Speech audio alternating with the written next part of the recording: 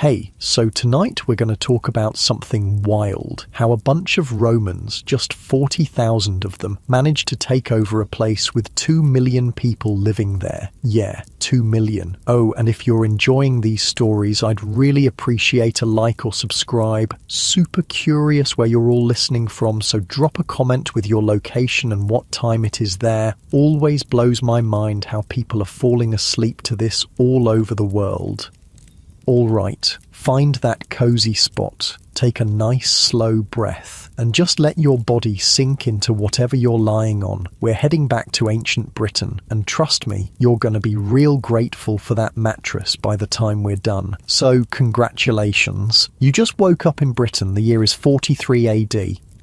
The first thing you notice is how damn cold it is. Your breath makes little clouds in the dim morning light. The roundhouse is dark, except for the faint orange glow from the banked fire in the centre. Your back is stiff from sleeping on the woven reed mat laid over the packed earth floor. The scratchy wool blanket does little against the chill that seeps through the walls. You can hear the soft breathing of others still asleep around the edges of the single room. The smell hits you next. Wood smoke, mainly. It hangs in the air, caught under the high conical thatch roof. But there's also the earthy smell of the clay and wattle walls, the slightly sour scent of bodies, the lingering aroma of last night's stew, and something animal, maybe the goats tethered just outside. You sit up, wincing as your joints protest. The floor is cold beneath your bare feet, damp too. Recent rain has seeped under the walls in places. Someone stirs on the other side of the fire pit, an old woman with lines etched deep in her face. She's already adding small sticks to the embers, coaxing them back to life. The soft crackling is joined by the gentle hiss as she adds a handful of dried herbs. The sharp, clean smell of rosemary cuts through the heavy air. "Bad dreams again?" she asks without looking up. "The Romans?"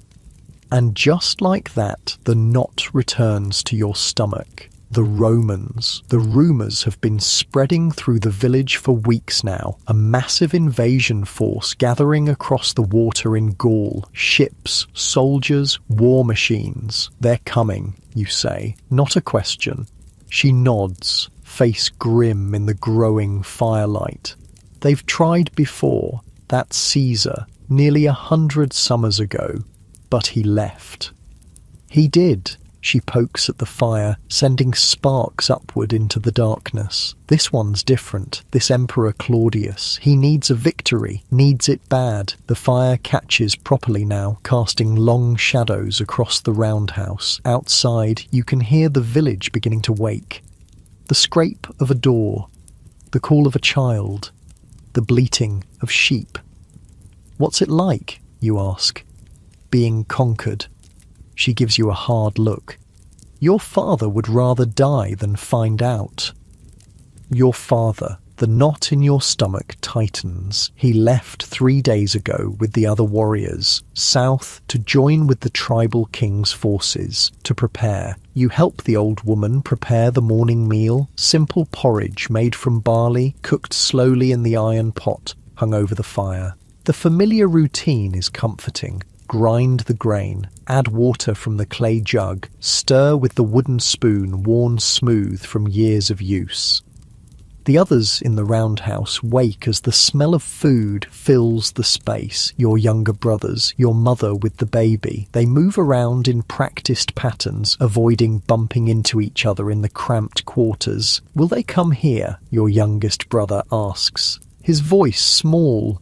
He's picking at his porridge, making little mountains and valleys. "Hush," your mother says quickly, but you can see the fear in her eyes too. After eating, you step outside into the cool morning air. The village is a cluster of roundhouses, some larger than others, arranged in a rough circle. Smoke rises from most of them now, thin grey fingers reaching for the cloudy sky. Beyond the houses are the fields. The barley and wheat are nearly ready for harvest, golden against the green hills beyond. Sheep graze on the slopes, white dots against the grass. It all looks so peaceful, so normal, but nothing is normal now. A shout from the edge of the village catches your attention. People are gathering, pointing to the south. Your heart jumps as you run to join them. It's not Romans, it's a messenger, one of your own people, a young man on a lathered pony. His face is drawn with exhaustion, streaked with sweat despite the cool morning. They've landed, he gasps as the village elders help him from his mount. 4 legions at Rutupii. The Cantiaci tried to stop them on the beaches, but he shakes his head. A murmur runs through the crowd. Rutupii, the natural harbour on the eastern shore. It's far from here, but not far enough. How many? Someone asks. Thousands, the messenger says, with more coming, and machines, war machines. He takes a deep drink from the water skin offered to him. The king has called for all warriors, every tribe. We must unite or fall. Unite. You almost laugh. The tribes have been fighting each other for generations. Old hatreds, blood feuds, competing claims to land and cattle. Can they really come together now? Your people are the Atrebates. To the east are the Cantiaci, who have already failed to stop the Romans. To the north, the powerful Catuvelauni and their fierce king Caraticus. Then the Trinovantes, the Iceni, the Dobunni, and others. Some have already decided to side with Rome, believing resistance is futile. And my husband, a woman calls out. The men who left with him. The messenger's eyes drop. They join with the main force at the great river crossing, the Medway. You've never seen it, but you've heard stories. A wide, deep river, a natural barrier. If the Romans can be stopped anywhere, it would be there. The village breaks into anxious chatter. The elders move to the meeting house to hear more from the messenger. The rest return to their tasks with grim faces and whispered fears. You find yourself walking to the edge of the village, to the old oak that marks the boundary. From here, you can see the ancient track that leads south, the one your father took. The sky above is heavy with clouds, threatening rain. What are the Romans like? You've heard stories, of course. Everyone has. They build great roads that cut straight across the land, ignoring hills and valleys. Their soldiers march in perfect formation, like a single beast with thousands of legs. They have gods with strange names. They bring new foods, new customs, new laws, but they also bring chains for slaves, taxes, punishment for those who resist.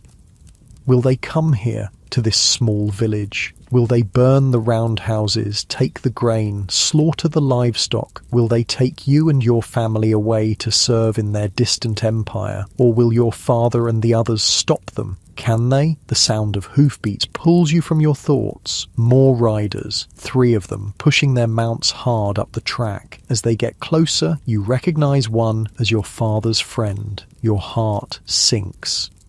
They barely slow as they enter the village, shouting for attention. People pour from the roundhouses. You run back, pushing through the crowd. The Romans have crossed the Medway, the lead rider announces, his voice carrying over the gasps and cries. They used river warriors, swimmers who attacked our chariots from behind while their main force crossed upstream. How? Someone demands. How could they cross such a river? The rider shakes his head in disbelief. They built a bridge in a day, as if by magic. Magic. That's how it feels when he describes what happened next. The Roman formation, advancing like an unstoppable machine. Shields locked together. Short swords flashing, javelins raining down with terrible accuracy. And our men? Your mother asks, suddenly beside you. Our warriors? The rider's eyes find hers, then drop. Many fell. The tribes are scattered. Some flee north. Some have surrendered. And my husband. Her voice is steady, but her hand grips your shoulder with bruising force. I do not know, he admits. There was chaos. I was sent to warn the villages. To tell you all to prepare. Prepare for what? An old man calls out. To fight or to submit? The rider has no answer.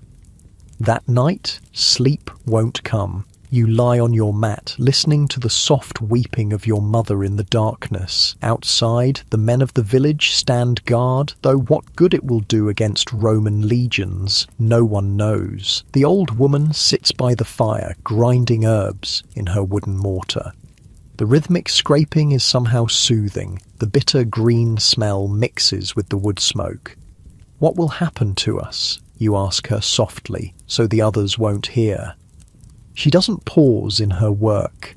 "Change," she says simply. "The world changes. It always has. Will they kill us all?" Now she does look up. No, that's not their way. They don't want dead Britons. They want living ones, to work, to pay tribute, to become little Romans themselves in time. I don't want to be a Roman. No one does, she sighs, until they are. You fall into an uneasy sleep eventually, dreams filled with marching feet and clashing metal. Days pass, more messengers, more bad news. The Romans advance steadily northward. Some tribes fight, others surrender. The great king Caratacus has retreated, gathering forces for another stand. Your father has not returned. Then, just as the barley harvest begins, the riders come again. But these aren't messengers or warriors. These are refugees. Families from villages to the south, fleeing with what little they could carry.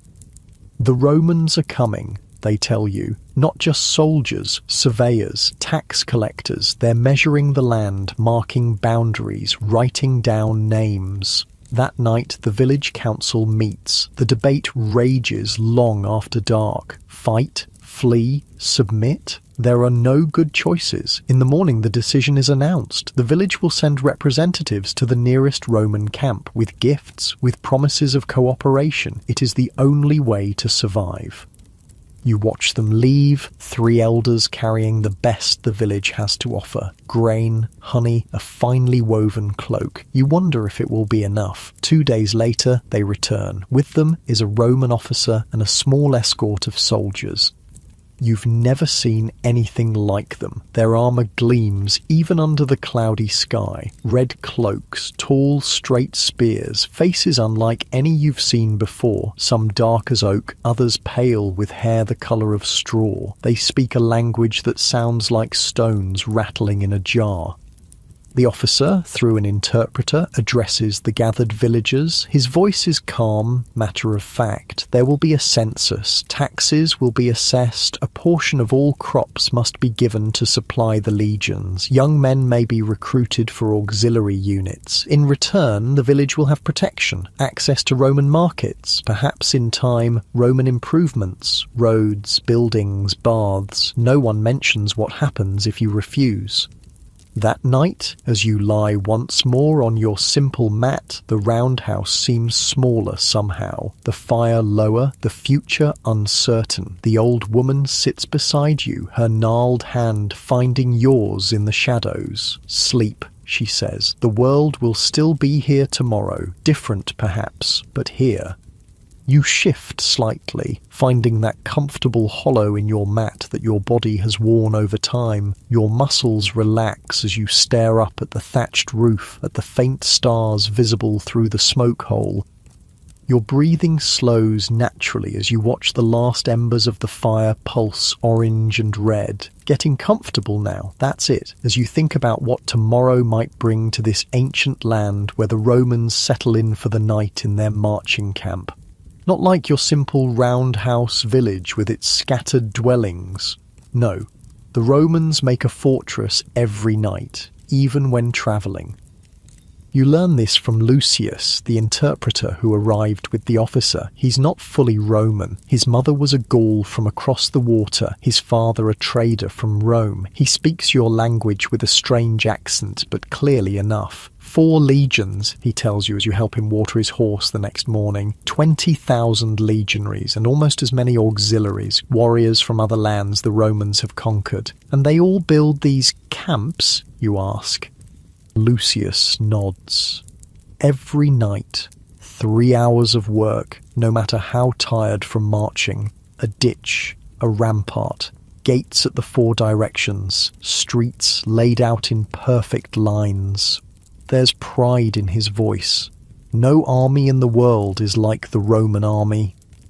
The Roman officer, Decimus, has taken over the meeting house. Maps are spread on the floor. The village elders point out local features: the river ford, the old hill fort, the sacred grove. Decimus makes notes on wax tablets with a metal stylus. His movements are quick, precise.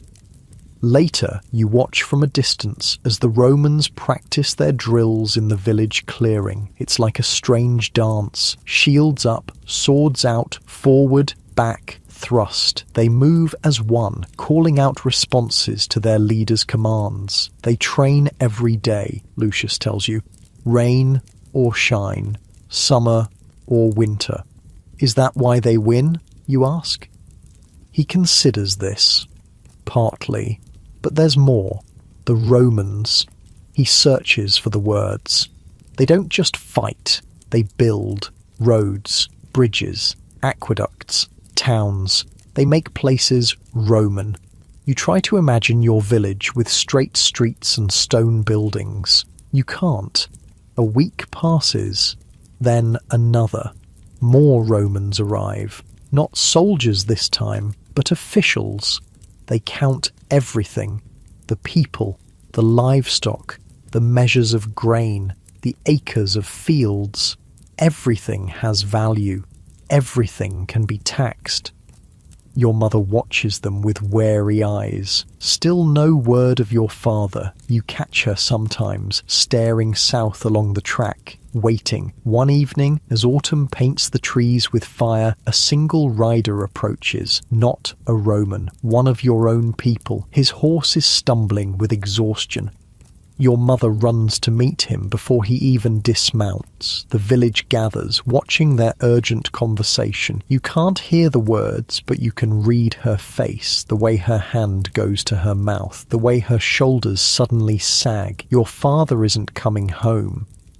That night, the old woman helps prepare your father's body for the journey to the other world, though his body lies somewhere far away on a foreign battlefield. She burns sacred herbs in the fire, their sharp scent filling the roundhouse. Your mother cuts a lock of her hair and casts it into the flames. Your brothers cry. You don't, can't. How did he die? You ask later, when the others are asleep. Or fighting, the old woman says simply. At the great river they call the Thamesis, the Thames. The king Caraticus made a stand there, tried to stop the Romans from crossing. She shakes her head. They built another bridge, more magic. And Caraticus? Is he dead too? No, fled west, they say, to the mountains. He'll gather more warriors. Try again. But her tone tells you what she really thinks. It's already over. The next day, Decimus announces that the village must provide 10 young men to serve as labourers. They'll help build the new Roman road that will connect the coast to the inland settlements, the road that will make it easier for more Romans to come. You're chosen, not asked, chosen. You leave 2 days later with the other selected youths, some from your village, others from neighbouring settlements. Your mother doesn't cry when you say goodbye. She has no tears left. She simply presses something into your hand, your father's knife, its bone handle worn smooth from years of use. Return, is all she says. The work camp is 3 days' march away. You sleep under the open sky, guarded by auxiliary soldiers, not Romans but Germanic tribesmen with long braided hair and strange blue symbols tattooed on their arms. They're not unkind, but they make it clear that running away would be unwise.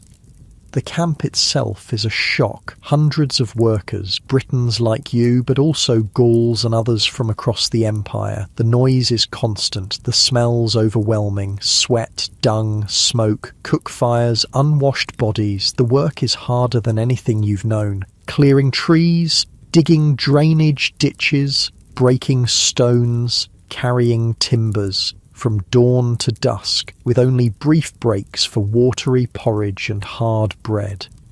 At night, you collapse onto a thin straw pallet in a crowded tent. Your hands are raw, your back screams, your shoulders burn. Sleep comes instantly, dreamless and deep. Days blur into one another. The road grows slowly, stretching like a pale scar across the green landscape. So straight. Unnaturally straight. The Romans don't go around hills or valleys. They cut through them or build over them. Why must it be so straight, you ask Gallus, the Roman engineer who oversees your section. He's older than the soldiers, with intelligent eyes and a grey-streaked beard. Because that is the Roman way, he replies, as if it explains everything. Then, seeing your confusion, he elaborates. The shortest distance between 2 points is a straight line. Time is valuable. Distance is valuable. We do not waste either. You learn more from Gallus over the weeks about Rome itself, a city of 1 million souls with buildings taller than the oldest oak trees, about the empire that stretches across 3 continents, about the Emperor Claudius who ordered this invasion to prove himself to the Roman people. He came himself, you know, Gallus tells you one evening, as you help him check the day's measurements, crossed the water with war elephants. Can you imagine? Great beasts from Africa, tall as 3 men with noses like serpents. You can't imagine. It sounds like a tale meant to frighten children. It's true, Gallus insists. I saw them myself at Camulodunum. The tribes surrendered as soon as the elephants appeared, thought they were monsters or gods. Camulodunum, the ancient capital of the Trinovantes tribe, now the centre of Roman power in Britain. You've heard the Romans are building a great temple there, dedicated to their emperor, as if he were a god. Winter comes, but the work doesn't stop. The rain turns to sleet. The ground freezes. Still you dig. Still you break stones. Still the road extends. You learn other things too. How to speak basic Latin, how to use Roman tools, how to read Roman numerals, knowledge that might keep you alive in this new world. By spring, you've changed. Your body is harder, stronger, your mind sharper. You understand more about these invaders now, their strengths, and maybe their weaknesses. When the section of road is complete, Gallus selects you and 3 others to accompany him to Camulodunum. He needs assistance for his next project, a bridge across a tributary of the Great Thames. The journey takes 6 days along the new road. It's strange to walk so easily on the surface you helped create. No mud, no holes, just mile after mile of packed gravel over layered stone. You pass through lands that are already changing, Roman farms appearing beside British roundhouses, Roman goods being traded in village markets, Roman soldiers marrying British women. It happens everywhere, Gallus explains when you comment on this. First we conquer, then we settle, then we marry. In a generation, the children don't remember it was ever different.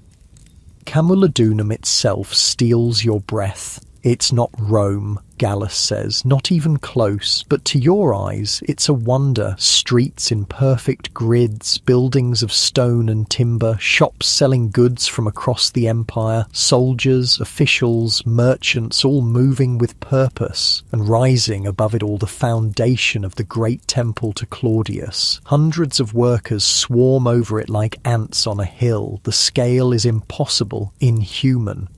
You're given quarters in a barracks with other British workers. The space is cramped but dry and warm. The food is plentiful. Bread, porridge, fish, sometimes meat. You have 1 day in 7 to rest. It's during one of these rest days that you see him. You're at the market, spending the few coins you've earned on a honey cake, when a procession passes through the forum. Roman officials in their white togas with purple stripes, guards with polished armour and tall spears.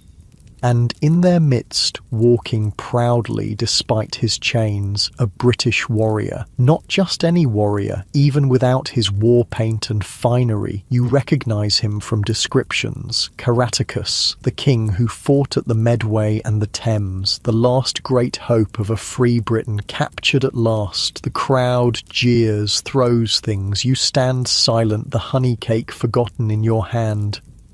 His eyes meet yours for the briefest moment as he passes. There's no defeat in them, no surrender, just a cold, hard patience. That night, you can't sleep. You pace the small courtyard behind the barracks. The spring air is cool but not cold. Stars wheel overhead, the same stars that shine on Rome and Jerusalem and Alexandria. The world suddenly feels very large and Britain very small within it. You saw him today. The voice startles you. It's Enika, a British woman who works in the kitchens, older than you, with sharp eyes and a sharper tongue. The king. You nod. They'll send him to Rome, she says, leaning against the wall beside you. Parade him through the streets. Show the Romans their latest conquest. And then kill him. She shrugs. Maybe. Maybe not. The Romans can be unpredictable. You've learned that much yourself.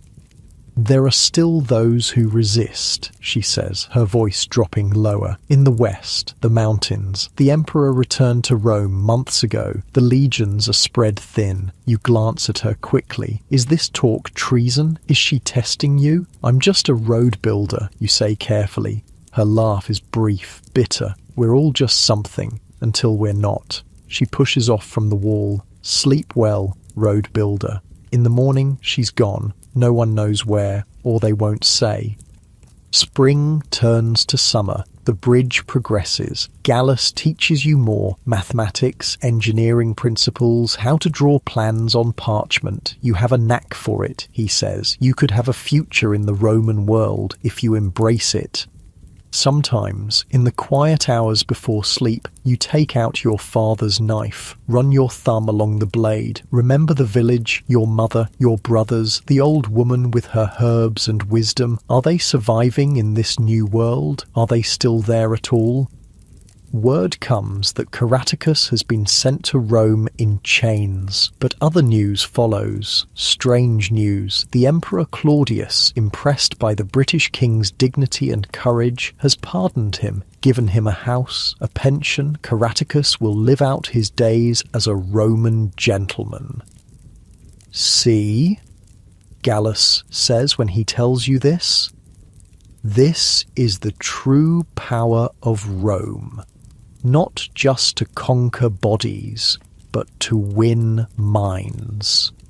Summer wanes. The bridge is nearly complete. A graceful arch of stone that will stand for centuries, Gallus boasts. Your part in it is small but real. There's pride in that, despite everything. Then comes the message. A trader from your homeland region recognizing you at the market. Your village is gone. Abandoned. The people relocated to a new Roman settlement being built in the valley. Better farmland, the Romans said, easier to administer, easier to tax. Your family went with the others. They're alive, the trader thinks, but he can't be sure. So many people, so much movement. That night you stand on the new bridge, your bridge, watching the dark water flow beneath. The current tugs and pulls, constant, patient. Like Rome itself, you could leave, try to find your family, return to the old ways if they still exist somewhere in the shrinking corners of free Britain. Or you could stay, become what Gallus believes you can be, a man of two worlds. Not fully Roman, perhaps, but no longer fully British either. Something new. The water offers no answers. Just flows on, indifferent to the empires that rise and fall along its banks. You return to your quarters as the moon rises. The barracks are quiet except for the soft snoring of tired men. Your pallet is thin but dry, the wool blanket coarse but warm. You lie back, feeling the day's aches settle into your muscles. Your breathing slows naturally. In, out. The familiar smells of the barracks, timber, sweat, the faint tang of metal fade as you close your eyes. Your body grows heavier, sinking into the simple bed. Getting comfortable now, finding that perfect position. Your thoughts drift between two worlds, the roundhouse of your childhood and the straight stone roads of your present. Just as you're about to drift deeper, a sound catches your attention. Footsteps, voices. You shift slightly, settling deeper as you strain to hear the whispered conversation outside the door coming from the street outside. Latin, spoken urgently. "Trouble in the west," a man's voice says. "The Silures tribe ambushed a grain convoy." Again, this voice you recognize, the barracks prefect. That's the third this month. They're getting bolder. The new governor wants reinforcements sent immediately. Their voices fade as they move away. You lie still, staring up at the wooden beams overhead. The Silures, a fierce mountain tribe from the western reaches, still fighting, still free. Something stirs in your chest. Hope? Loyalty to your people? Or just a vague restlessness after months of ordered Roman life? Morning comes too soon. Work begins as always, but the conversation haunts you throughout the day, as does the memory of Enica's words months ago. There are still those who resist. Gallus notices your distraction. Something troubles you, he says, as you check measurements for the bridge's final arch. No, sir. The lie comes easily now. You've learned that too from the Romans, to say what's expected rather than what's true. He studies you, then looks out across the river. "I was young when I first came to a conquered land," he says, unexpectedly. "Hispania. My father was a legionary who settled there after his service. The locals hated us." He smiles faintly at the memory. "Can't blame them, really." You say nothing, afraid of revealing too much. "It passes," he continues. "The hatred, the resistance. It always does. Rome is..." He pauses, searching for the right word. "Inevitable." That evening, returning to the barracks, you take a different route. Not the main street with its shops and taverns, but the narrow paths that wind behind the buildings where the servants and slaves move like shadows. A figure steps into your path, hooded, face hidden. Your hand goes to your father's knife, always at your belt. "Road builder," a woman's voice, familiar. The hood tilts back slightly. "Enica." You glance around quickly. No one nearby. "They said you'd gone." "I did. I came back." Her eyes hold yours. "There's someone who wants to meet you." "Who?" "A man who knew your father." Your heart stumbles. "My father is dead." "Yes, he died fighting at the Thames crossing. Bravely, they say." She steps closer. "His son might honour his memory." "It's a test. A dangerous one." "I'm just a road builder." "Yes." Her smile is knife-sharp. "Who knows Roman ways? Roman weaknesses?" So that's it. They want information. The resistance, the Silures or whoever still fights in the shadows. "I could report you," you say, more to buy time than as a real threat. "You could." She doesn't seem concerned. "Will you? Will you?" The question echoes in your mind as you stand frozen in the deepening twilight. Betray this woman and whatever resistance she represents? Or betray Gallus, who's treated you fairly, taught you valuable skills? "I need time," you say finally, "to think." She nods, seemingly unsurprised. 3 nights from now, the old shrine beyond the east gate, after the midnight watch change, she steps back into the shadows. Come or don't, but speak of this to no one. Then she's gone, leaving you alone with a choice that suddenly makes the bridge engineering seem simple in comparison. For 3 days, you go about your work as normal, or try to. Gallus comments again on your distraction, but doesn't press when you blame it on poor sleep. You watch the Romans with new eyes now, counting guards, noting patrol patterns, observing how the grain stores are protected, how messages are relayed, how the water supply is maintained, all the small details that keep this imperial machine functioning. And you think of your father, what would he want for you? Survival at any cost, resistance to the bitter end, or something in between? A life in this new world that somehow honours the old? The third night comes. The choice can't be delayed any longer. You slip out after dark when most of the barracks is asleep. The guards know you. You sometimes work late with Gallus, return after hours. They wave you through with barely a glance. The streets of Camulodunum are never truly quiet. Even at this hour there are people about, slaves running late errands, drunken soldiers returning from taverns, the occasional patrol. You keep to the shadows, moving with purpose but not hurry. Looking guilty is the surest way to attract attention. The east gate is manned by two auxiliaries, Batavian by their distinctive helmets, the famous river warriors who helped Rome win at the Medway. They're alert but bored, playing some dice game to pass the time. You wait in an alley until the watch changes. The relief guards are less attentive, still shaking off sleep. Slipping past them is almost too easy. Beyond the gate, civilization quickly gives way to wilderness. There are farms, yes, but between them stretch woods and meadows, little changed since before the Romans came. The old shrine is a small stone circle atop a gentle hill 1/2 mile from the town walls. Ancient, sacred to your people, long before Rome was anything more than a collection of huts on a distant river. As you approach, you see the faint glow of a fire within the circle. Shadows move against it. 3, maybe 4 people. You hesitate at the edge of the trees. Last chance to turn back. Return to the barracks. Forget this foolishness. A twig snaps behind you. You whirl, knife drawn. Careful, road builder. Enika emerges from the darkness like a spirit. You're jumpy for someone who's just thinking. "I came," you say, sheathing the blade. "That's all I promised." She nods toward the stone circle. "He's waiting."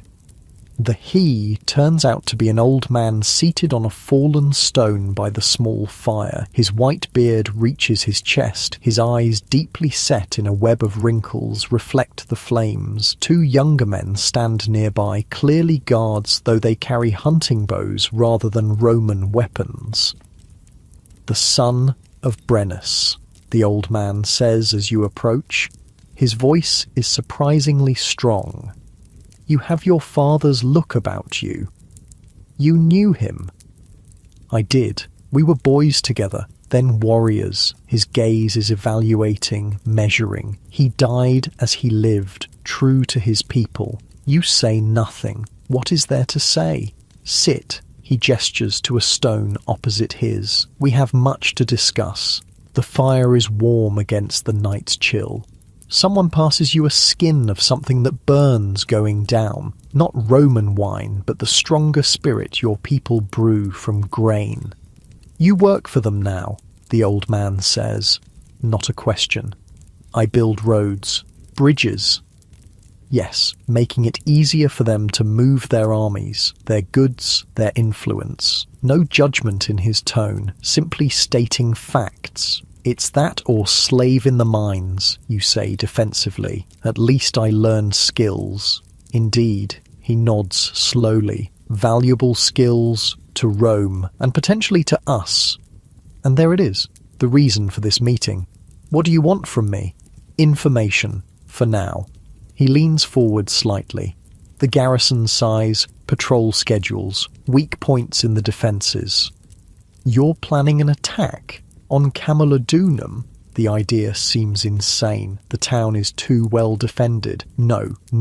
He waves a dismissive hand. "Nothing so dramatic, but there are supply lines to disrupt, messages to intercept, small victories to win while we gather strength." "For what?" His eyes meet yours across the flames. "For when he returns." "Who?" Caraticus. You can't help but laugh. Caraticus is in Rome, living in a villa, eating Roman bread, drinking Roman wine. So they want us to believe. The old man smiles thinly. The man they parade through Rome was not Caraticus. This is madness or desperate self-deception. I saw him myself in chains. You saw a man in chains, a brave man who sacrificed himself to protect the real king. The old man's certainty is unsettling. Caraticus lives. He gathers allies in the west, and when the time is right, he will return to drive the eagles back across the water. You want to argue, but what's the point? Let them have their fantasy if it comforts them. Even if that were true, you say instead, what difference would it make? For every Roman you kill, 10 more come. For every supply line you cut, they build another road. They're like the tide. You can't fight the tide. No, the old man agrees, but you can learn to swim in it, navigate it, use its power for your own purposes. He's not what you expected, not a wild-eyed zealot calling for Roman blood. There's calculation here, strategy. You don't need me, you say. There must be hundreds of Britons working in Camulodunum, slaves, servants, workers. Any of them could tell you what you want to know. Many do. He nods. But few understand what they see as you do. You've been taught to think like them, to see the patterns, the systems. He points at you. Gallus has trained you well. The mention of your mentor's name is jarring. You've been watching me. Of course, since you arrived. He gestures to Enica. We have eyes everywhere. The conversation continues long into the night. They ask questions, specific, detailed questions about the town's defences, the bridge construction, the movement of officials. You answer some, deflect others, neither committing fully nor refusing outright.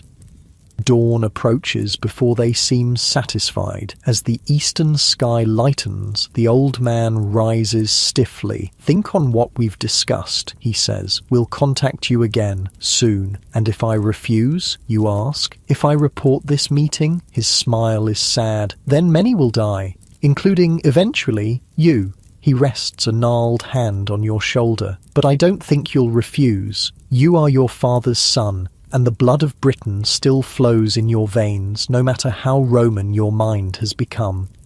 You return to Camulodunum as the town awakens. The guards at the gate are changing again. They nod to you, just another early worker heading to his job. Gallus is already at the bridge site when you arrive, looking over the previous day's progress. He glances up as you approach. You look terrible, he observes bluntly. Sick? Couldn't sleep, you reply. At least that's not a lie. He studies you a moment longer, then turns back to the plans. The final archstones arrive today. We'll begin setting them at midday. The work proceeds as normal. Your hands move through familiar tasks while your mind circles endlessly around the choice before you. Betray Rome, which, despite everything, has given you a place, skills, a future of sorts. Or betray your people, your heritage, your father's memory. Is there no middle path, no way to survive this new world without losing yourself entirely? The answer comes to you gradually as the day progresses. By evening, as you help Gallus pack away the surveying tools, you've made your decision. Sir, you say carefully, there's something you should know. He looks up, eyebrows raised. There's talk among the British workers, rumours. You choose each word with precision. About resistance in the West. The Silures. He nods. Nothing new there. This is different. They say Caraticus is alive, planning something. Gallus's expression sharpens. Where did you hear this? In the markets, the taverns. Another partial truth. People whisper when they think no Romans are listening. He's silent a moment, considering. Have you been approached? Asked to help in some way? Here it is. The moment of choice. No, you say firmly. But if I am, I could listen, learn what they're planning. His eyes narrow. That would be dangerous for everyone involved. I'm trusted, you insist. I'm Brennus's son. They know my father died fighting Romans. And yet here you are, working for Rome, which makes me perfectly placed to hear things you can't. He's quiet again, longer this time. When he speaks, his voice is lower. What you're suggesting, it's been done before. It doesn't always end well for the listener. I understand the risk. Do you? If they discover your true loyalty, my loyalty, you interrupt, is to survival. Mine, my family's, my people's. You meet his gaze steadily. The only way to survive Rome is to become useful to Rome. A smile touches his lips. Now that, he says, is the most Roman thing I've ever heard you say. That night, sleep comes surprisingly easily. The decision is made. The path forward, if dangerous, is at least clear. You'll walk the edge between two worlds. Give enough to each side to maintain trust. Try to prevent the worst excesses of both. It won't be easy. It may not even be possible. But it's the only choice that lets you keep some piece of yourself intact. The wooden pallet feels almost comfortable now after months of use. Your body has adapted, finding the softest spots, avoiding the hardest. Your muscles relax, heavy with the day's work. The familiar sounds of the barracks, men snoring, shifting in sleep, the occasional mutter of dreams create a soothing backdrop. Your breathing slows, deepens. Outside, an owl calls. Then again, the sound takes you back to your village, to nights spent listening to such calls through the thatch of the roundhouse. Your eyelids grow heavier as memories blend with the present. Your body settles deeper into the simple bed as you drift towards sleep, comfortable now, at ease, even as your mind continues to gently process the day's events. Your breathing falls into a natural rhythm as the moon rises over Camulodunum, casting silver light through the small window onto the rough timber walls where Romans and Britons alike sleep under the same stars their ancestors watched for countless generations. Seasons change. The bridge is completed, a perfect arch of stone that will stand for centuries after everyone who built it is dust. Gallus receives a commendation from the governor. You receive a small bonus of silver denarii and a new position as Gallus's official assistant. Your double life begins in earnest. Every few weeks there are meetings, sometimes with the old man at the stone circle, sometimes with Enica or other messengers in town, brief encounters in marketplaces, taverns or shadowed alleys. You pass information, carefully selected. Patrol schedules that will change anyway, supply shipments of limited value, the movements of minor officials, enough to maintain trust without causing serious harm. And you report to Gallus afterward. Not everything, just enough to prove your value, to convince him your loyalty to Rome is genuine. It's an exhausting balance, every word measured, every action calculated. You trust no one completely, not the resistance fighters who see you as a necessary tool, not the Romans who view you as a useful native, not even yourself sometimes. Yet there are moments of genuine connection. Gallus teaches you more advanced engineering principles, how to calculate load-bearing weights, how to design aqueducts that will carry water for miles using nothing but gravity, how to create buildings that seem to defy nature itself. You have a gift, he tells you one evening as you pore over plans for a new project, a Roman-style bathhouse for the growing settlement. A rare mind. In Rome, you could be more than an assistant. You could design great works yourself. The thought is both tempting and terrifying. Rome, the heart of the empire. So far from everything you've known. Perhaps someday, you say non-committally, Then there's Enica. Your meetings, though ostensibly about resistance business, sometimes linger. You talk of other things, your childhoods, your hopes, your fears for the uncertain future. I was to be a priestess, she tells you one night as you walk along the riverbank, far enough from town to speak freely. Before the Romans came, I was training with the Druids. The Druids, the sacred class, keepers of knowledge, law, and ritual. The Romans have outlawed them, hunted them. Many fled to the Western Islands. What happened, you ask? Her face hardens. Soldiers came to our sacred grove, looking for rebels, they said. There was a misunderstanding. She touches a faint scar along her jawline. I was lucky. Others weren't. You don't press for details. Some wounds are best left undisturbed. And now, you ask instead? She shrugs. Now I serve food to Romans by day and plot their downfall by night. Her smile doesn't reach her eyes. We adapt or die, yes? Isn't that what your Roman mentor teaches? You want to argue that Gallus isn't your Roman, but the words stick in your throat, because in some ways, he is. You've learned from him, respected him, even liked him. We all do what we must, you say finally. As summer turns to autumn and autumn to winter, tensions rise in Camulodunum. More reports of attacks in the west. The Silures grow bolder. A tax collector and his escort ambushed and killed. A Roman farm burned. The new governor, Ostorius Scapula, responds with increasing harshness. Public floggings for minor infractions. Hostages taken from tribes suspected of aiding the rebels. More troops requisitioned from the continent. It will get worse before it gets better, Gallus tells you grimly after a particularly brutal punishment. A British merchant executed for allegedly supplying weapons to the resistance. Scapula is not a man of half measures. You learn through your resistance contacts that a major operation is planned. Something bigger than the usual hit-and-run attacks. Something meant to shake Roman confidence, to show Britain is not yet conquered.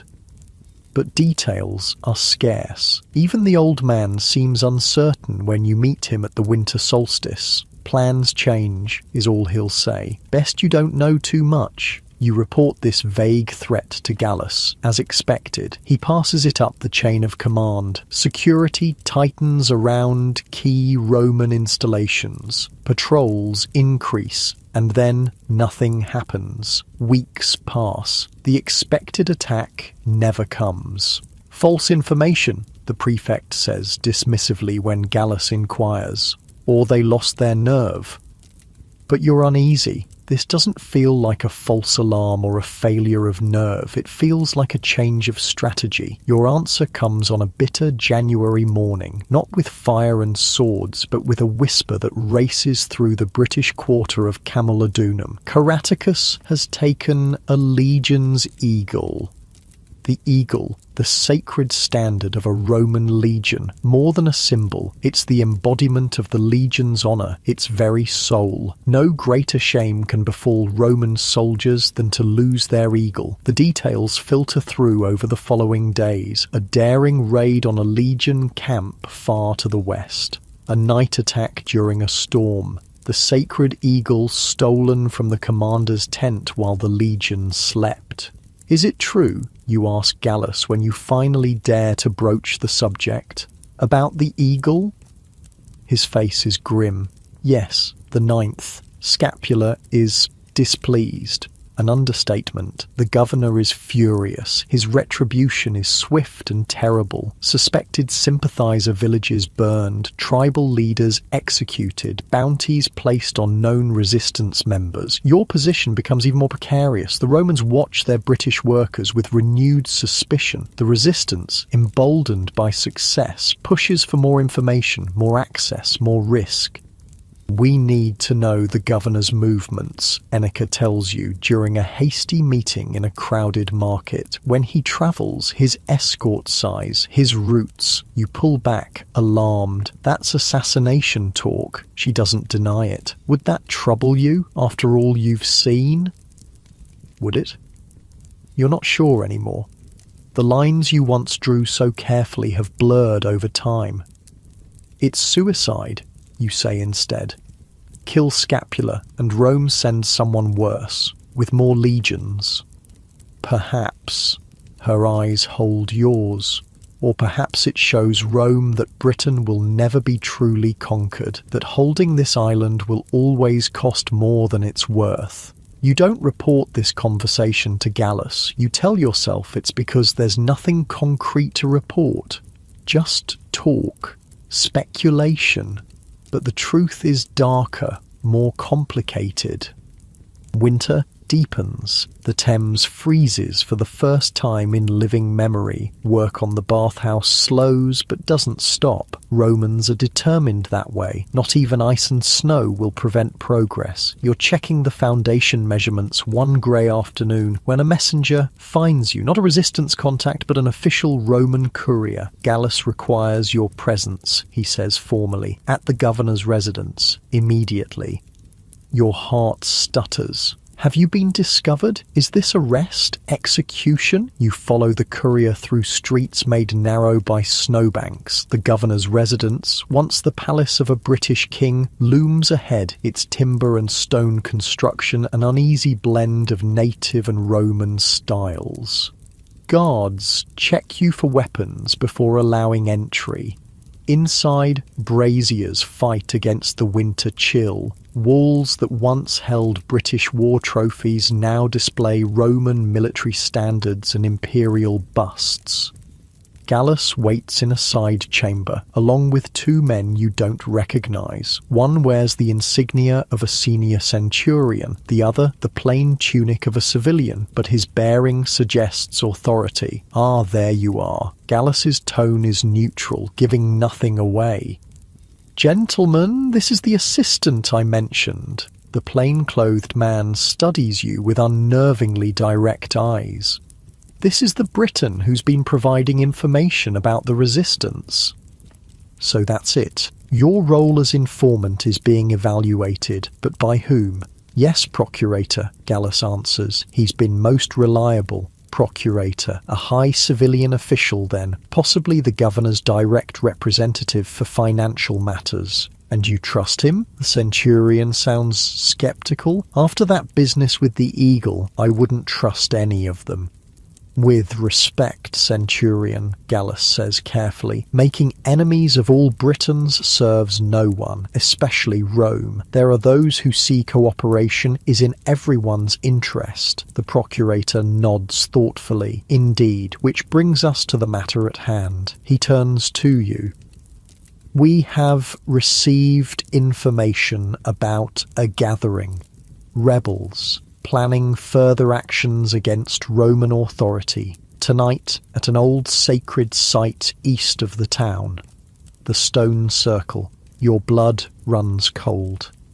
We intend to capture them, the centurion says with evident satisfaction. All of them, and you will help us. Not a question, a statement. How? Your voice sounds distant to your own ears. You know this place, the procurator says. You've met these people before. You will attend this meeting as expected, learn what you can, then signal our men when all the rebels are present. The trap is elegant in its simplicity, and you have no way to refuse without revealing your divided loyalties. When, you ask, playing for time, for thoughts, for options that don't end in tragedy. You'll leave at dusk, the centurion says. A squad of my best men will follow at a distance. When the time is right, you'll signal with this. He hands you a small bronze mirror. Catch the moonlight, 3 flashes, we'll do the rest. You take the mirror numbly. There must be a way out of this, some path that doesn't end with the old man, Enneke, and the others in chains, or with you exposed as a traitor to Rome. I understand, you say, because it's the only thing you can say. Gallus walks you part of the way back to the work site. Snow has begun to fall again, soft flakes that catch in your hair and melt on your skin. Be careful tonight, he says quietly when you're alone. These are dangerous times. You search his face for some hidden meaning, some acknowledgement of the impossible position you're in, but his expression reveals nothing. I always am, you reply. The hours until dusk pass with excruciating slowness. You go through the motions of work, your mind racing through scenarios, possibilities, potential escapes. None seem viable. You could run, leave Camalodunum before nightfall, but where would you go? How far would you get before they caught you? And what would happen to your family if they still live? You could warn the resistance, but how? There's no time to find a trusted messenger, and the Romans will surely be watching you now. You could refuse to cooperate, claim illness, but that would only delay the inevitable. The Romans would find another way, with or without you. Or you could do as they ask. Betray the people who, despite everything, are your people, who fight for a Britain free of Roman rule, even if that fight seems hopeless. Dusk arrives. With it, a squad of 8 soldiers, not in uniform, but clearly legionaries by their bearing. Their leader, a scarred veteran named Rufus, gives you curt instructions. We follow at 50 paces. You enter the circle alone, as usual. When all rebels are present, give the signal, then get down. Stay down until it's over. The journey to the stone circle is a nightmare. Snow has stopped falling, but the night is bitter cold. The moon, nearly full, casts blue-white light across the frozen landscape. Perfect conditions for an ambush. As you approach the sacred site, you can see the now familiar glow of a small fire within the circle. Shadows move around it. How many? 4, 5, not a large gathering. Perhaps not everyone has arrived yet. The legionaries melt into the darkness behind you. Alone now, you walk the final distance to the circle, each step feeling like a betrayal. The old man is there. As always, Enneka too. 2 other men you recognise from previous meetings. They nod in greeting as you enter the sacred space.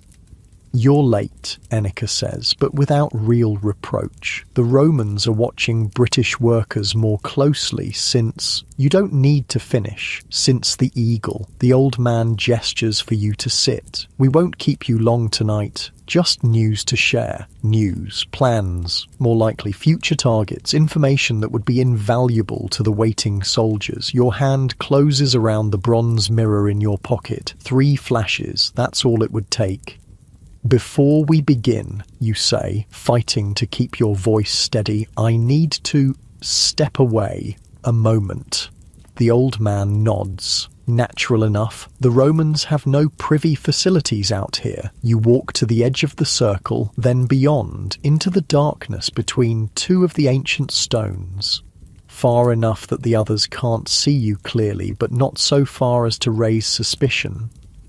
The mirror feels heavy in your hand, the moonlight bright enough to create a clear signal. The legionaries will be watching, waiting. 3 flashes and it's done. These people, your people, captured or killed, any hope of resistance crushed, but you survive, perhaps even prosper in the new Roman Britain. Or the weight of the decision settles into your bones. You take a deep breath of the cold night air. In the distance, an owl calls. Once, twice, a sound that hasn't changed since long before Romans or even Britons walked this land. You make your choice. Your fingers relax, letting the bronze mirror fall silently into the deep snow at your feet. It disappears without a trace.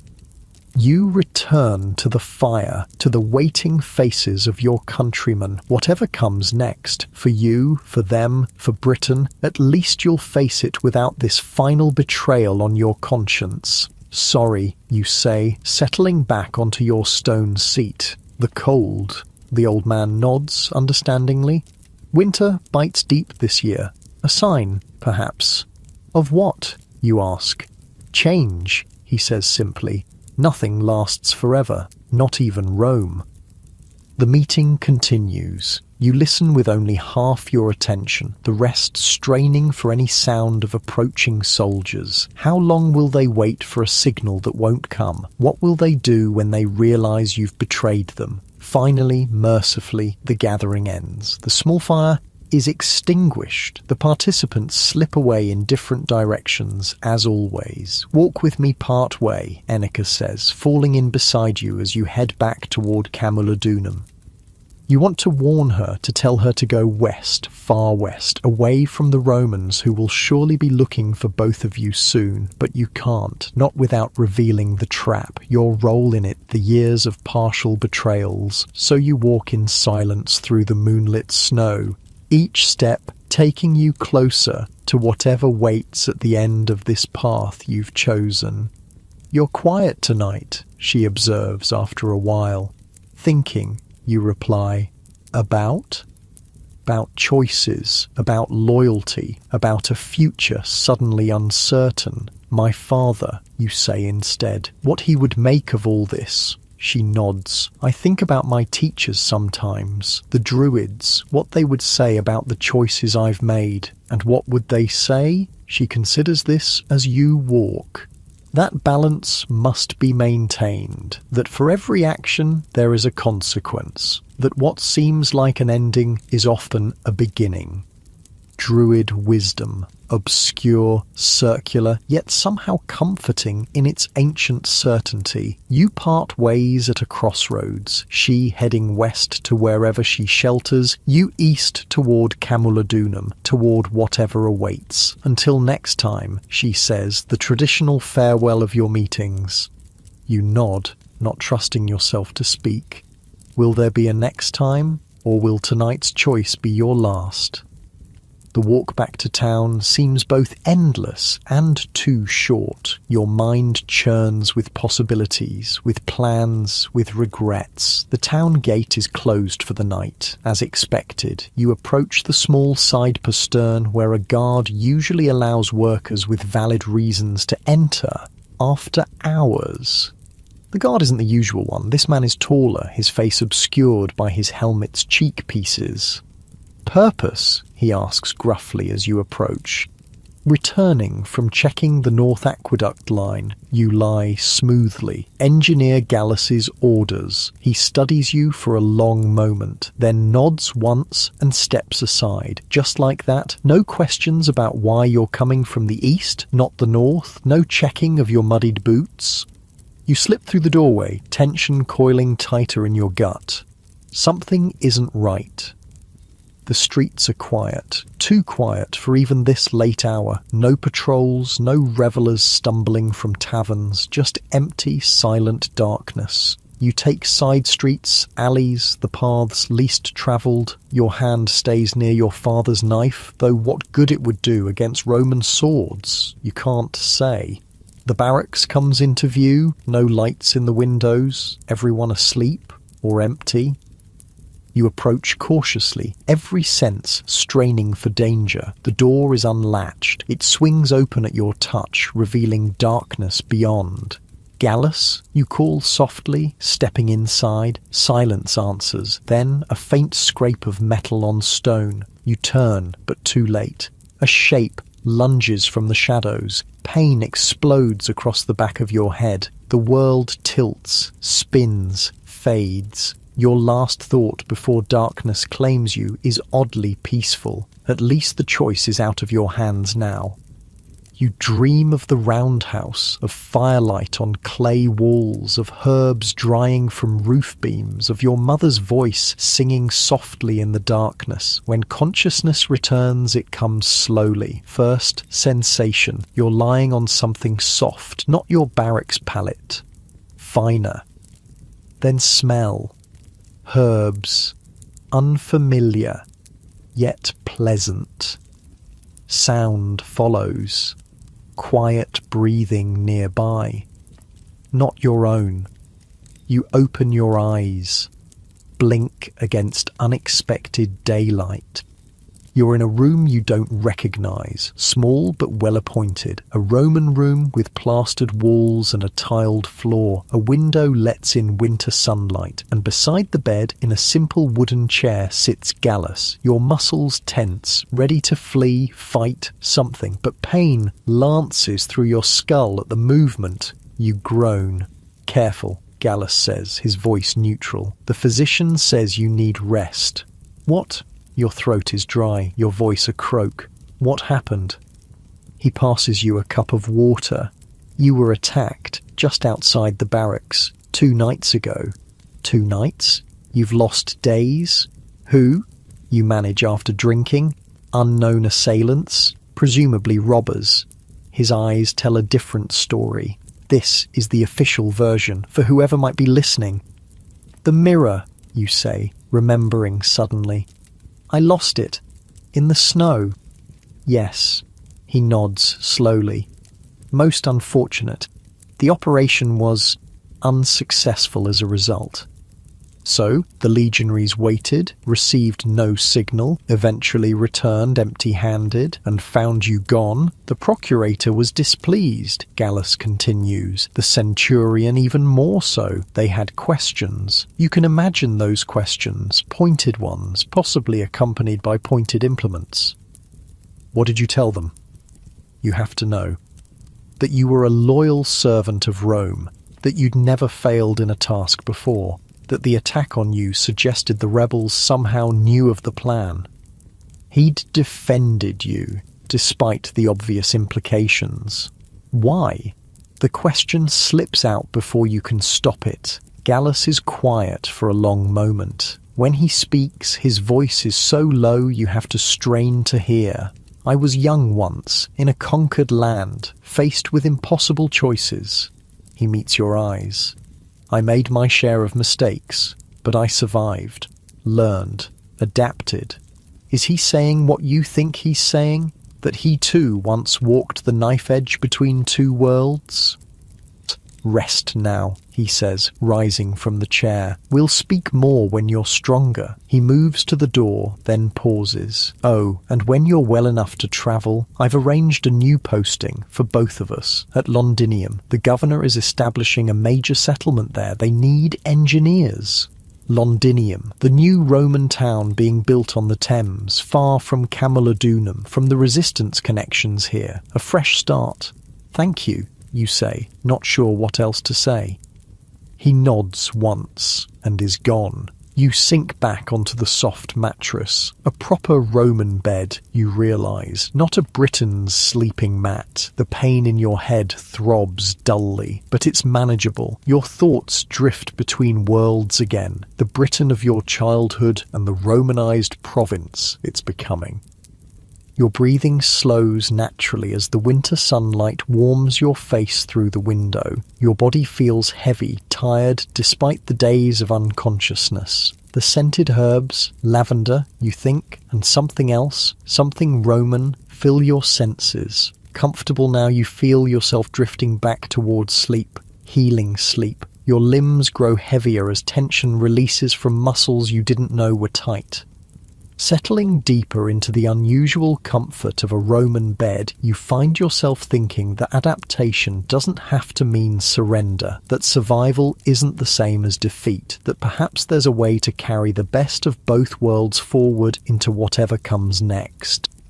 Your breathing deepens, slows. Your eyes grow heavy as you gaze up at the plastered ceiling, so different from the thatch of your childhood home. Yet the sky beyond the window is the same sky, the sun, the same sun. Some things change, some endure. You shift slightly, finding that perfect position where the pain in your head subsides to a distant whisper, getting more comfortable as your thoughts turn to what Londinium might hold and what future might await a person caught between 2 worlds. Spring arrives before you're fully healed. The blow to your head was worse than initially thought. Headaches plague you. Memory sometimes slips. The physician, a Greek man with gentle hands and stern instructions, insists on further rest. so your departure for Londinium is delayed. You remain in the small Villa Gallus arranged for your recovery, not in the barracks, not with other workers, but in a quiet corner of the Roman district, isolated, protected, or perhaps simply removed from prying eyes. Gallus visits when his duties allow, bringing news, books, the occasional treat from the markets. You learn that the resistance suffered losses in your absence. The old man captured in a raid, others scattered, Enica's fate unknown. You never speak directly of what happened that winter night at the stone circle, of the choice you made, of the mirror buried in snow, but you think Gallus knows, just as you suspect he's made similar choices in his own past. The procurator has been recalled to Rome, he tells you during one visit. Disagreements with the governor about administrative methods.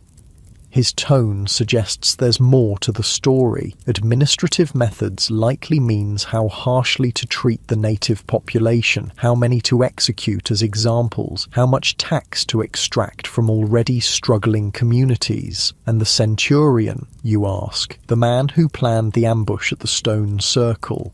Reassigned to the northern frontier, Gallus's smile is thin, where his particular skills are more needed.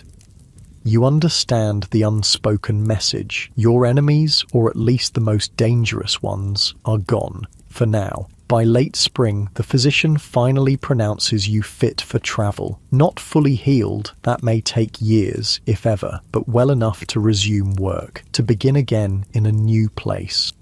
The journey to Londinium takes 3 days along the new Roman road. You travel in a small party, Gallus, yourself, 2 servants and 4 auxiliary guards, not for protection against bandits you suspect, but to ensure you actually arrive at your destination. Londinium is a revelation. Unlike Camulodunum, which was built upon an existing British settlement, this is a purely Roman creation. Barely a decade old, but growing rapidly where the Thames narrows enough to bridge. The bridge itself is your first sight of the town, a marvel of timber engineering spanning the mighty river. Barges and boats crowd the water below. The banks teem with activity, warehouses, wharves, markets, all buzzing with commerce. Impressed? Gallus asks, noting your expression as you cross the bridge. It's so new, you reply. Where Camulodunum felt like a Roman mask placed over a British face, this is something entirely different. A piece of Rome transplanted to British soil. The governor believes this will be the centre of the province eventually, Gallus says. Better positioned for trade, easier to defend, room to grow. Your new quarters are small but private, attached to a warehouse near the river. Your new duties are challenging but clear. Assist in designing drainage systems for the expanding town, supervise construction crews, ensure Roman standards are maintained. No more resistance contacts, no more coded messages, no more moonlit meetings at ancient stone circles. Just work, Roman work, building a Roman town on British land. Is this surrender, acceptance, or simply survival? Weeks pass, then months. You settle into the rhythm of this new life. The headaches diminish, though never entirely vanish. Your skills improve under Gallus's continued tutelage. You learn more about your mentor too, how he came to Britain with the invasion force as a military engineer, how he requested to stay when his service ended, seeing opportunity in this new province, how he never married, devoting himself instead to his work, his books, his quiet appreciation of both Roman comforts and British landscapes. Do you miss Rome? You ask him one evening as you share a meal at his modest home. He considers this, swirling wine in his cup. I miss certain aspects, the baths, the libraries, the theatres, a small smile. But Rome is crowded, competitive, political. Here, there's space, opportunity, fewer eyes watching your every move. You understand completely. Summer arrives. With it, news from across the province. The resistance continues in the west, though diminished. Caraticus, or someone claiming to be him, remains elusive in the mountains. The 9th Legion's eagle is still missing, a continuing embarrassment to Rome. But here in Londinium, such concerns feel distant. The town grows visibly week by week. Timber buildings rise along carefully surveyed streets. Wells are dug, sewers laid. A forum takes shape at the centre. Roman civilization, literally under construction, and you help build it. With every drainage ditch, every foundation, every surveyed street, you extend Roman order across British soil. The irony isn't lost on you. One hot afternoon, supervising a crew excavating a new well, you notice a woman watching from across the street. Something in her stance, the way she holds herself, catches your attention. Enica, your heart jumps. You find an excuse to dismiss the workers for a water break, then cross to where she stands in the shadow of a half-built shop. "You're alive," you say, not bothering with pleasantries. "As are you." Her eyes search your face. "We heard you were killed after the ambush failed." Or nearly was. You touch the back of your head involuntarily, where a ridge of scar tissue now hides beneath your hair. "What are you doing here? It's dangerous." "Where isn't?" She glances around, ever cautious. "I came to warn you and to ask for help." "Of course. Why else would she risk exposure?" "What kind of help?" "You already know you'll give it, whatever it is." Despite everything, despite the years of half-truths and divided loyalties, she is still your people, still Britain. "Passage west," she says, "for myself and 3 others. The resistance here in the east is finished. We need to reach Caraticus, so he is alive, or at least she believes he is. I'm an engineer, not a smuggler," you say, but without conviction. "You have access, knowledge of routes, which roads are patrolled, which aren't." Her hand brushes yours, a fleeting touch. "Please. You should refuse, should walk away, return to your Roman life, your Roman future, but..." "Meet me tonight," you say, making a decision that could undo everything. The old oak by the west gate, after the midnight watch change. Her smile is brief but genuine. "Thank you." She's gone before you can change your mind. That night, you help 4 British fugitives slip past Roman guards and onto a trader's wagon bound for the Western Territories. You don't ask their names or their crimes against Rome. Better not to know. Enica is the last to climb aboard. In the moonlight, her face is shadowed, mysterious. "Come with us," she says suddenly, surprising you. "Your skills would be valuable, and you don't belong here, building Roman towns." For a moment, you're tempted to leave this compromise of a life, to fully commit to one side of the divide you've straddled for so long. But the moment passes. "I belong nowhere," you tell her honestly. "Not fully British anymore, not ever truly Roman." "Then make a new place," she insists, "with your own people." "My people are scattered," you say. Some dead, some enslaved, some becoming Roman. The world changes, Enica. We change with it or we break against it. She studies you for a long moment. Your Roman speaks through you now. Perhaps he does. Perhaps Gallus's pragmatism has infected you, or perhaps it's simply the truth arrived at through your own painful experience. "Be safe," you say, helping her onto the wagon. "Whatever comes next." "And you." She grips your hand once, tightly. "Remember who you are, road builder. Remember your father." Then she's gone, the wagon creaking into the night, bearing its secret cargo toward an uncertain future. You return to your quarters, half expecting Roman guards to be waiting, but there's only silence, darkness, your simple bed. Did you do the right thing? The wise thing? You don't know. May never know. Life continues in Londinium. The town grows. Your reputation as an engineer grows with it. You're given more responsibility, more complex projects, a public bath, a small temple, eventually your own team of workers to supervise. Years pass. The province settles into an uneasy peace. The resistance never fully dies in the west, but becomes a chronic irritation rather than an existential threat. Roman ways spread gradually across the land, not through force alone, but through convenience, commerce, intermarriage. You receive word that your mother and brothers are alive, resettled in a new Roman-style village where your home once stood. They have a stone house now, grow Roman crops. Your youngest brother speaks Latin better than British. Gallus ages, his hair turning fully white, his back beginning to stoop. But his mind remains sharp, his friendship a constant in your changing world. "I'm recommending you for promotion," he tells you one day as you inspect the newly completed forum together. Principal engineer for the Eastern Territories, based here, but with authority throughout the region. You're stunned. That's a position for a Roman citizen. "Yes." His eyes twinkle. "Which is why I've also recommended you for citizenship. The governor has approved it. The ceremony is next month."